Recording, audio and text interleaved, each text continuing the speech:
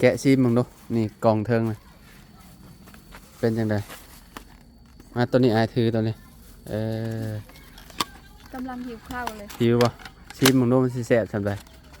อายว่าสุดยอดเลย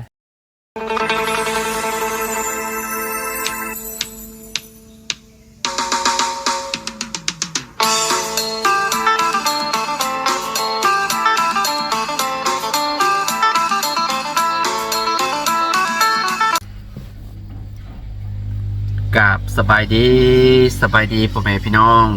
FC เบิร์ดสุขูสู่คนเนาะบ่ว่าสิอยู่ในและก็ต่างประเทศเด้อพี่น้องเด้อเนาะก็ยินดีต้อนรับเข้าสู่ช่องบ่าวลาวสตูดิโอคือเก่าคือเดิมเนาะพี่น้องเนาะเอามื้อนี้พี่น้องเฮาก็อยู่ที่เฮือนน้องหลาน้อยเพิ่นพี่น้องเอ้ยเนาะเข้ามายามแรงๆพี่น้องเอ้ยเนาะพอดีว่ามีอ้ายใหญ่ใจดีเนาะอยู่ทางต่างประเทศอยู่สหรัฐอเมริกาคือเก่าคือเดิมเนาะพี่น้องทานเก่าทานเดิมเลยเนาะที่เคยฝากเงินมาให้น้องเพิ่นเนาะรอบก่อนก็คือ10 ล้านกีบพี่น้องต่อมาก็8 ล้านเนาะแล้วก็รอบที่3ก็คือ6 ล้านกีบเด้อพี่น้องเด้อเนาะเงินจำนวน6 ล้านกีบ$300พี่น้องเนาะโอ้ทางพ่อน้องหลาน้อยก็ได้ ลูกอยู่บ่ตู้ลูกเจ้านะโดยน้องหลานน้อยนะ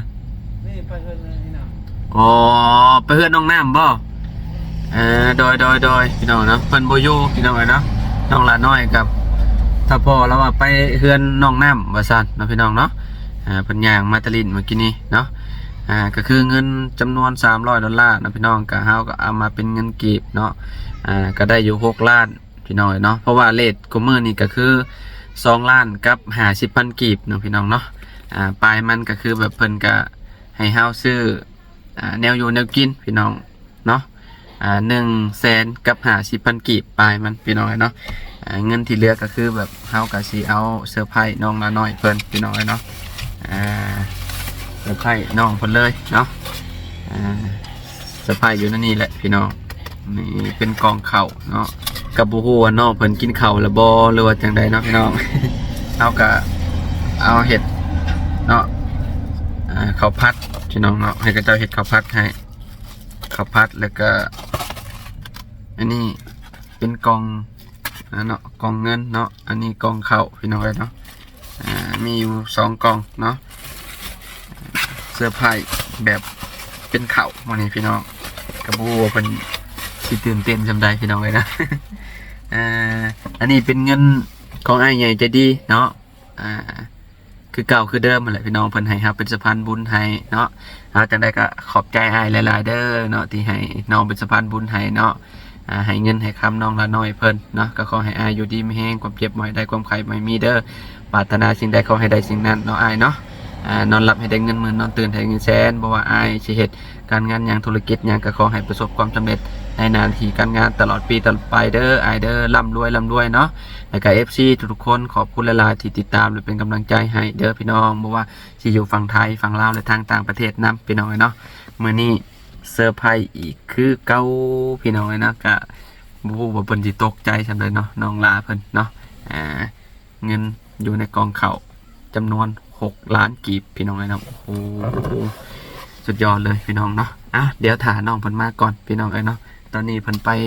เฮือนน้องน้ำว่าซั่นเนาะเดี๋ยวให้ทางน้องไผ่เพิ่นไปตามเพิ่นก่อนโดยพี่น้องเนาะตอนนี้น้องลาเพิ่นก็มาแต่เฮือนน้องน้ำแล้วพี่น้องเนาะสบายดีน้องมาแต่ไสนี่ไปเฮือนน้องน้ำบ่เลยได้ไปเฮือนน้องน้ำไปลิ้นน้ำลาวไปลิ้นน้องน้ำบ่โอ้แม่เพิ่นนอนอยู่ไสแม่น้องน้ำอยู่เพื่อนคิดว่านอนอยู่พุ่นอยู่ป่าอยู่โดงพุ่นอยู่เพื่อนว้าวดังๆเนี่ยเด้อโดยไม่อ้ายตกน้ำเมื่อวานนี่เข้าห้องน้ำมันหนีบอยู่น้ำมองอันนี้นะกำลังก้มว่ามันจังมันยังมันถือครับอันน่ะบ่กับทางบ่ตกลงน้ำจุ้มโหลดโอ้ยเรียบร้อยเลยไม่พี่น้องบ่มีฮอดไม้ใส่บ่เนี่ยแต่ซื้อไม้ก็บ่มีเงินซื้อ5,000พวก5,000 บาทพวกอันนึงไม้กระแพงเนาะแม่น5,000 บาทพี่น้องหาเงิน5,000 บาทเพื่อจะได้ไม้ เสียงอาจสิบ่ชัดเจนพี่น้องเนาะต้องขอโทษขอไว้หลายๆเสียไม้ละล่าเกาหัวกอดๆเมื่อวานนี่อู้ยว่าพี่น้องเอ้ยเนาะ ดีๆไม้กระต่าย แม่นเรืออันเดียวน่ะมันก็บ่ดังแหละเพราะว่ามันต้องมี2พิธีกรเด้สมมุติว่าอยู่น้ำข่อยอันหนึงก็อยู่น้ำเจ้าอันหนึงแบบนี้หันนะนี่บ่มีเลยเนาะผู้พี่น้องเอ้ยเนาะอันพอตู้เรา ทั้งพี่ก็เล่น ปอไวแท้นี่ปอข่อยบ่ได้มาอันตอนเช้าพี่น้องเนาะ บอกว่ามื้อนี้คือแปลกเบาไล่เบาเล่าบ่เห็นมาถ่ายคลิปคนดู บ่ย่านคือแบบฝนตกอหยังคั่นนะแนมมาคือว่าครึมๆคิมๆจังได๋บ่แท้นี่ปอแล้วไวเนาะ แม่น จะคนเฮ็ดนี่น้อง กับน้องแล้วก็อายเขาเจ้ามาช่วยเด้เขาเจ้ามาช่วยอันนี้ ไผแนมมาซอยนี่ มีอ้ายแล้วกับมีน้องแล้วก็มีอาย2คนมาช่วย มีอ้ายมา2คนแล้วก็น้องเจ้า โดย 4ทั้งพ่อ โดย อ๋อจำพ่อจังแล้วไว้เนาะ อันนี้โบกนี่ แห้งแล้วล่ะวะนี่ แม่น ใกล้เลยเนาะ โบกนี่ผู้เดียวพอน้องเขาเจ้ามีแต่คนล้นอันนี้ อ๋อเราอันนั้นพ่อเจ้าหยิกอันนี้ต้องเนาะแบบว่าอันเราอีหยังพระเจ้าห้องมายังทราบบ่ โดย หรือว่าจังใดพี่น้องเอ้ยเนาะเนาะเพิ่นอีหยังเพิ่นคัดหน้าพี่น้องเนาะแบบว่าเป็นพ่อน้องละน้อยคนเดียวเลยเนาะมื้อเอิ้นนี่จะว่าแล้วบ่จักนี่เนาะสำเร็จแล้วมื้อเอิ้นเนาะ พ่อ โอ้เบิดเลยแห่เนาะยังเหลือแต่ทรายพี่น้องเอ้ยเนาะแห่ นี่ซื้อเฮนี่ตั้ง2ล้านป้ายพุ่น 2 ล้านปลายบ่นี่น่ะ โอ้ย ปอขึ้นหน่อยแท้ จักแล้วเวียดปลอมเราใส่กับดินทรายแบบ ปอแสดงว่าเขาเจ้าให้แห่มาหน่อยเดียวเนึงซะนี่เนาะบ่พอเลยบัดทรายเพิ่นยังหลายอยู่พี่น้องเอ้ยเนาะโอ้แห่บ่ใกล้เลยบาดนี่ต้องสร้างใหม่แล้วนี่เนาะมันบ่พอเด้สร้างใหม่อีกรถนึงนี่บ่ประมาณนี่เพราะว่าฝั่งทางนั้นน่ะจอสิใช้หลายว่าจะน้องหลานเนาะใช่มาเบิ่งมุม ทางนั้นว่ายังบ่ทันว่าสิ อืม เอาดินจีก่อน้ำ อ๋อต้องดินจี้เกาะพร้อมเนาะอ๋อพี่น้องเอ้ยเนาะนี่เนาะปอฝั่งนี้คือแบบ ซื้อให้ สูงแล้วนี่เนาะแบบมันเลิกแล้วนี่ มันต่ำแห้งนะบ่ได้ว่ามันสูงมุมนี้นี่สูงอยู่มุมนี้นี่คือแบบมันมันค่อยพี่น้องเนาะคือบ่เอาอันขี้ดินมาถมก่อนน้องละบ่มีบ่ขี้ดินแถวนี้แบบคล้ายๆคือแบบเฮาเอาขี้ดินมาถมมันจังบ่เปลืองแฮงคะแนนว่าจุมเจ้าเทแต่อันนี้น่ะปอรถนี่คือแบบเบิดเลยได้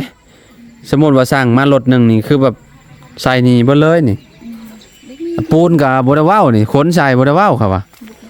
อ๋อเราสิเอาดินจีนี่ก็เอาเนาะก็ใส่พร้อมนี่นี่พี่น้องเอ้ยเนาะดินจีนี่จัก100นี่มานี่เนาะ จริงๆ500 500ก้อนบ่ก้อนเท่าใดของมันนี่อยู่นี่ ผู้คือกัน ก่อเฮือนนี่คักได้ดินจีนี่พี่น้องเอ้ยเนาะมันสิดีกว่าอิฐบล็อกอยู่เพราะว่าเพิ่นเผาคักคือหยังนี่ได้นี่เนาะสีมันนี่ชื่ออยู่ในบ้านดงนี่บ่ โดย ก้อนหนึ่งประมาณ 2,000 หรือ 2,000 ปลายว่าจักหรือว่า 1,500 บ่นะครับเพราะว่าดินบล็อกนี่คุมื้อนี่ก้อนหนึง 5,000 แล้ว แพงไหน อันนี้กับดินบล็อก หึ ใส่งามตัวกันดินทีกับดินบล็อก คือบ่เอาดินบล็อกซะ บ่คือกันโน่นน่ะ เออ พอน้องมักเฮ็ดตัวนี้เด้ เฮือนอันนี้ก็ดินบล็อกบ่ดินจี ดินจี ดินจีคือกันเนาะ โดย บ่ค่อยแตกเนาะเฮือนจ้ะเนาะ โดย อ๋อบ่ค่อยแตกบ่มีรอยแตกปานใดพี่น้องเนาะเราคัดได้นี่นะหน้านี่คือเราคัดได้เลยพี่น้องเนาะนี่ปูนนี่อันแตกอยู่แต่ว่ามันก็บ่ได้แห้งปานใดเนาะหลังจากที่อันนี้แล้วนี่คือคัดตัวนี้พร้อมโอ้ทาเลยก็ได้เนาะทาสีอันห้องพื้นเลยก็ได้เพราะ มันสิบ่ติดบ่ บ่ติดได้อยู่หรือว่าสิเฮ็ดจังไดล้างน้ำออกบ่ แม่นลัง คัดเอาเนาะเอาแป้งคัดเนาะมันสีแดงๆนี่เด้เนาะ แป้งมีหยังกับขัดนี่บ่ แป้งอันน่ะเด้แป้งอันน่ะแป้งคัดพวกอันน่ะพืชน่ะเด้เจ้าก็ซื้อมาคัดแล้วได้คัดให้มันสะอาดเนาะเวลาทามันจังมันจังบ่มีคราบเนาะเฮาก็ทาอันสีห้องพื้นใช่พี่น้องเนาะมื้ออื่นเพิ่นก็มาซอยคือเก่าเนาะมันมาซอยก็ดีคือกันมี พี่น้องมาซอยมันจะบ่เมื่อยพี่น้องเนาะก็คิดว่ามื้อเราสิได้มื้อละแพงจ้ะดอกแต่ว่าก็ไวเกินคาดพี่น้องเนาะเราเฮ็ดงานจวดจ้าดหลีนี่ แป๊บก็แล้ว แป๊บเดียวนะพี่น้องเนาะมื้อนี่แล้วมื้อนี่เนาะมื้อนี้บ่ได้ไปใช้เลยบ่เจ้าซอยเพิ่นอยู่บ่ โดย ซอยหยังคนหยัง คนดินบ่ ขุดตะนั่นแล้วมาทอกบนนี่ดิ ขุดหัวโพนน่ะบ่ แม่น ขุดได้อยู่หัวโพนนั่นเนาะมันสูงอยู่พี่น้องเนาะ ขุดลายแล้วเมื่อยแล้วย่าละ บ่ เมื่อยติ คนนั่นเด้เฮาคนแบกใส่กระตาได้คนก็ อ๋อเจ้ามีล้ออยู่เจ้าคือบ่นั่น เอาลอกเขาคนนั่นเดี๋ยวก็คนปูน อ๋อคนปูนเอาล้อตัวนั้นคนปูนเนาะ เอากระตานั่นแพ้ โอ้ยมันก็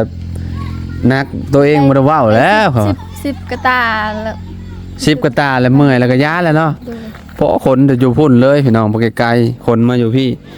โอ้เจ้าก็บ่ขับรถไถน่ะ บ่เป็นขับ ฮะ เป็นเฮาย่านขับรถไทย เอาขับรถไถอันแล้วก็ถอยหลังแล้วก็คนมาแล้วก็ใส่ได้เลยแล้วนั่นน่ะยังได้เซยได้อ้ายบ่เวลาขุดแล้วก็เอาไปหรือว่าเอามาถมมุมนี้ก็ได้เนาะมุมนี้เพิ่นอันนั้นพี่น้องเนาะกำลังแป้งอยู่บนนี้พี่น้องเนาะนี่จักเซนเด้นี่โอ้หลายเติบเด้นี่เนาะประมาณ10เซนพุ่นเด้พี่น้องเนาะใส่ปูนบ่จักกระสอบเลยนี่เบิด กระสอบเลย เบิดหลายแล้วบ่ มันน้อยเดียว ทางนี้ผัดค่อยบัดนี้ค่อยลงแบบนี้เลยพี่น้องเนาะจุดท้ายแม่น้องละน้อยเพิ่นก็ได้มองเทกันเปื้อนพี่น้องเนาะเพื่อนเรางับลงมานี่เนาะเราเอาออกมาประมาณเกือบเม็ดโผจักค่อยว่าประมาณ90เซนโผจักนี่ ฉันบ่พอว่าสิเทแต่บ่นี้บ่นั้นว่าสิบ่เทนะ บ่เป็นหยังคือว่าสิบ่เท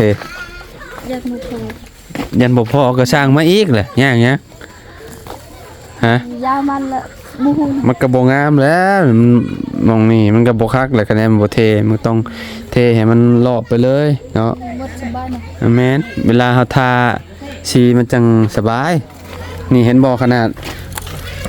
าดว่าน้ำบ่ได้ท่วมแล้วนี่เห็นบ่นี่เวลาฝนตกแล้วมันชื้นนี่เดี๋ยวนี้มันชื้นแล้วก็มันก็เป็นคราบทาสีมันก็บ่งามพี่ตูเลิฟเนาะพี่น้องเนาะสบายดีตู้ไวเนาะ ไว้ จวดจ้านขนาดเลยแป๊บเดียวน่ะมื้อนี่แล้วจักเขาว่า บ่แลมื้อยังก่อนึง เจ้าสิเอาดินจีก่อบ่นี่น่ะ ก่อจะก่อแล้วเอาดินทุบ แล้ว เอาดินถมหน้ามันก็ดีคือกันพอเอารถไถขนใส่รถแล้วว่ะ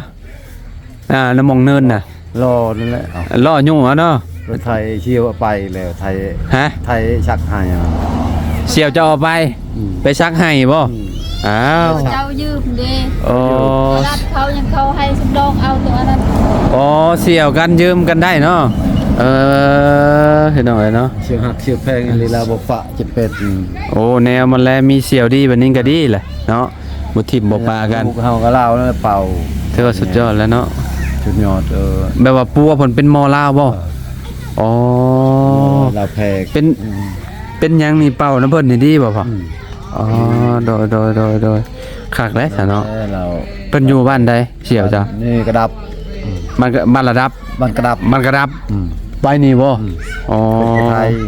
อ๋อคนผู้ไทย เอ่อกินข้าวแรงแล้วบ่ ยัง ยังบ่อ๋อได้ยังกิน บ่ได้ ยังบ่ได้อาหาร เลย กินผักโอ้คักแล้วสุขภาพแข็งแรงแหละกินผักเนาะ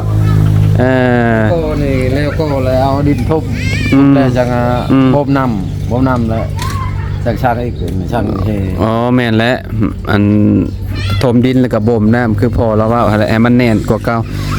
ถ้าฝนตกใส่ก็แห้งคักเลยนะพ่อเนาะ คอยอยู่แต่คอยอีหลีนี่ก็บ่คักกันบ่ได้ชำได้ชำนึงคือเบิ่งนั่นนั่นเอาลงกันบ้าขึ้นฮอด40เซนในมื้อนั้นเฮาลงปรับธรรมดาซื่อคือซื่อ บ่มุมทางหลังมันผัดค่อยแห้งน่ะเนาะแบบว่ามันต้องถมดินขึ้นหลายๆในคันว่าเจ้าบ่ถมดินก็งานเข้าเจ้าและเจ้าสิขนหินขนอันปูนใส่หั่นแหละ นั่น เบิดหลายงบเจ้าน่ะ ล่าเจ้าต้องยู่ซอยกัน จะมืดเลยยังอ่ะ จะต้องยู่ซอยกันแหละ 8 เอา เก็บชอบเลยยัง ปูนอะไร ปูน ปูนต้นหนึ่งบ่โดยพี่น้อยเนาะ ที่ชอบไปได้เบิ่งนี่อย่างเบิ่งนั้น เมื่อวานนี่เนาะเมื่อวานนี่พากันเร่งมือเฮ็ดเพื่อนประตู7 ปีมุงพี่น้องเนาะกับบ่ทันพี่น้องเนาะบ่ทันเลยค่ำก่อนพ้นมาแบบคือสิตกนี่แหละเนาะเมื่อวาน เอาให้มันมุ่งให้มันเร็วในใจเฮามื้อนี้ให้เราเฮ็ดก่อนก็ว่าเอาเปล่าน่ะชักเล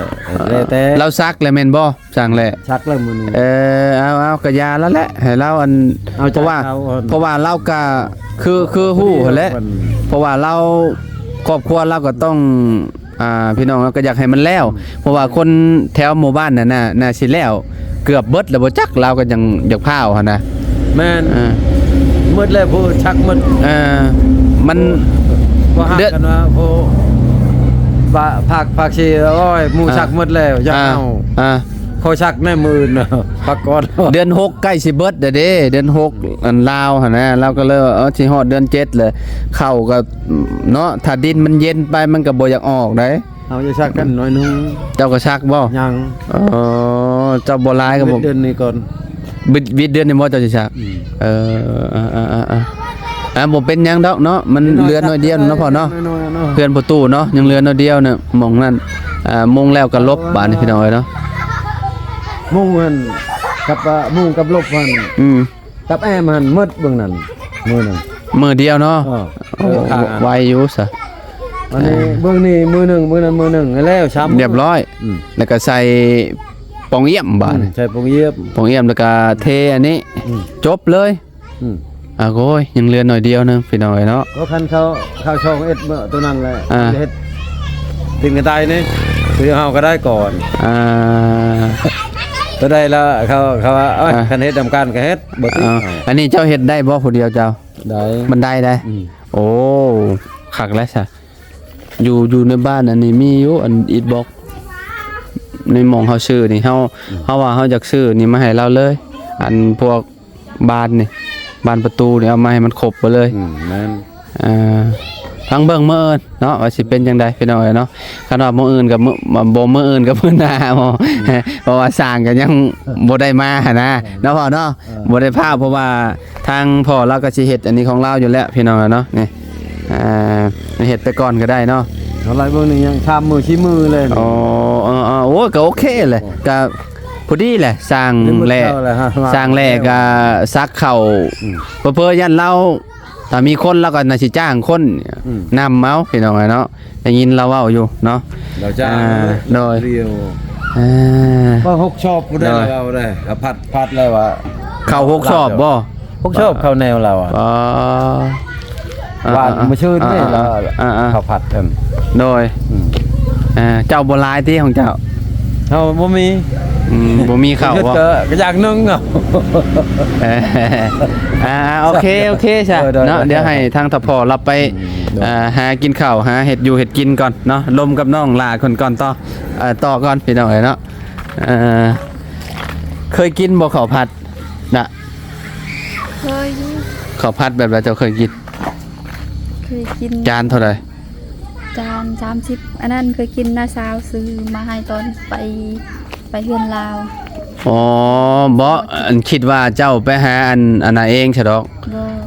ไปหาซื้อกินในอาหารบ่ได้แม่นบ่ บ่เคยซื้อกิน บ่เคยซื้อมากินบ่ เป็นเราซื้อมากินเลยเราให้กินน้ำกระแซ่บบ่ แซ่บ แบบเป็นพวกทะเลบ่หรือแนวใด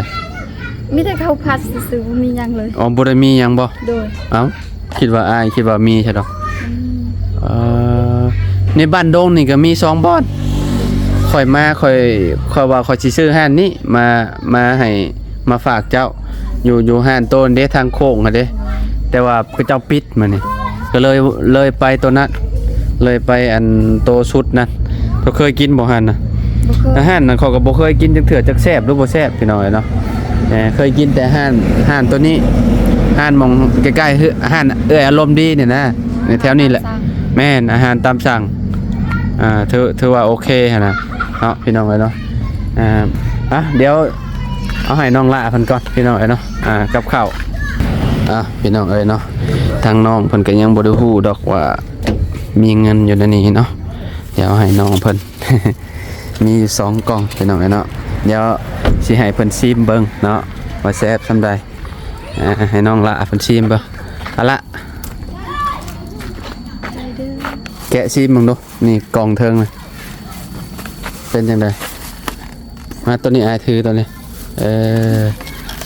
กำลังหิวข้าวเลยหิวป่ะชิมมึงดูมันสิแซ่บซำใดอายว่าสุดยอดเลยมันยังหวานนี่ให้กินข้าวพอทีผัวโอ้ยเนาะโอ้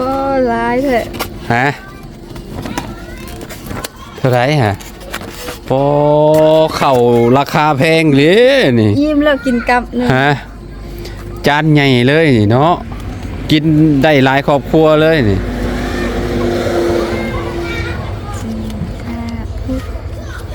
เท่าไร6 ล้านโดยเข้ากองเดียวเนี่ยนะ6 ล้านเล่นบ่เฮ้ยเข้าบ่พี่ลึกแห้งหลีเนาะพี่น้อยเนาะดีใจเด้อิ่มแล้วมื้อนี้คือว่าอิ่มบ่กินข้าวแรงบ่กินจะบ่กินแล้วจะบ่กินข้าวแรงโอ้เนาะทำไรสิกินกองนึงนี่อิ่มเลย โอ้ไอ้ว่าได้กินฮอต30 คนพอแล้วคะแนนซื้อข้าวกล่องอันนี้นะ1 เดือนก็กว่านี่เด้นี่ตัวนี้นี่ของแท้ตัวนี้นะได้กินกับข้าวกล่องข้าวกล่องบ่ฮู้หน้าตาเป็นจังไดตัวนี้นะแบบว่าข้อยก็บ่เคยกินดอกหานนี่นะมันจังได๋สิพาน้ำกินน้ำเพิ่นบ่เคยกินอันนี้ได้โดยจานหนึ่งบ่แม่นจานหนึงมันกล่องหนึ่งประมาณ35,000 กีบกล่องอันนี้นะแบบว่าเป็นข้าวผัดก็จะเฮ็ดข้าวผัดทะเลแต่ว่ามันเพิ่นสิใส่พวกกุ้งพวกปลาหมึกนั่นแหละแซ่บแล้วเนาะแม่นจักแซ่บบ่แซ่บแล้วมันก็เป็นบางห้านนี่ก็ได้อาหารในห้างแซ่บบ่แซ่บก็แซ่บได้อยู่แซ่บอยู่แล้วว่าเฮ้ยบ่เคยกินเนาะหากินหอมกุ้มๆอยู่เด้อันเอามาในรถนะปลาไว้ในรถนะกินหอมอยู่พี่น้องเนาะพี่น้องเนาะเป็นจะได้เนาะได้กินอาหารจะว่าอาหารแบบใดข้าวผัดข้าวผัดอาหารทะเลจานใหญ่เลยเจ้าก็ฮู้ซึกอย่าบอกมันคือเบาเจ้าเวลาเจ้าจับบ่ได้คิดหยังบ่ได้คิดเลยเบาลาวว่าซื้อกะเพราทะเลมาแกะอยากกินแล้วแกะได้กินเลยพอแกะกำลังสิชิมเนาะโดยกำลังสิชิมพี่น้องเนาะเอากินนี่เปิดออกมาเจอเลยพี่น้องเนาะเจอเงินก้อนโตเลยโชคล้นทับน้องละเพิ่นอีกแล้วพี่น้องเนาะใจอันเงินน่ะทางอ้ายเพิ่นบอกว่าเก็บไว้ในเด้อเพิ่นว่าอันบอกให้เจ้าหาเก็บไว้ในโตนำแน่เพิ่นว่าพอดีว่าคอยไปกดมาแล้วมันบ่มีใบน้อยพี่น้องมันมีแต่ใบแสนนะเขาก็เลยเอามา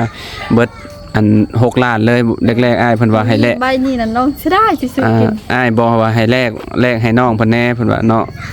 ก็เลยว่าในห้างเพิ่นมันบ่มีหั่นน่ะอ้ายก็เลยเอามาเป็นแบบใบแสนหั่นน่ะน้องมักใบนี้แหละก็มีเจ้าก็เก็บเมียนโดยคะแนนว่าอีหยังบ่พอเจ้าก็นั่นแหละตามที่เจ้าเห็นนั่นแหละเรือนชาลันแปนเจ้าเนาะคันว่าอันนั้นก็น่าสิพออยู่ติเงินช่วงนั้นก็เนาะหลายเติบตอนนั้นพี่น้องเนาะเจ้าก็เก็บทางอ้ายเพิ่นบอกไว้น้องอยากเอาไว้เก็บนี่ทางอ้ายเพิ่นบอกไว้แล้วบอกมาแล้วว่าให้ฝากบอกน้องเพิ่นเด้อเพิ่นว่าพี่น้องเนาะก็ตามนั่นแหละเนาะพี่น้องเนาะ3 เทื่อเลยได้นี่เนาะ3 เทื่อแล้วเซอร์ไพรส์น้องละน้อยเพิ่นพี่น้องเป็นอ้ายใหญ่จะดี